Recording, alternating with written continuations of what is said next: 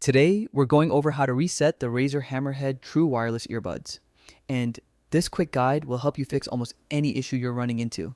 Whether one earbud isn't working, the audio keeps cutting, pairing refuses to connect, or things just feel out of sync. A proper reset usually solves everything in just a minute.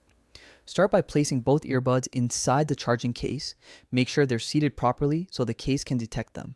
Close the lid and give them a few seconds to refresh. This step alone sometimes clears minor glitches, but if your earbuds still act up, we'll go through the full reset.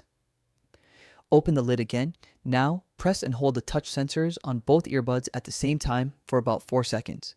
You'll hear a tone, which means they've entered pairing mode. From here, it's time for the actual reset sequence. Tap each earbud 4 times. On the 4th tap, keep your finger held on the earbud for 2 full seconds. You'll hear a voice prompt saying, "Factory reset, power off." That confirms the reset worked. Once they shut down, all previous connections and settings are cleared.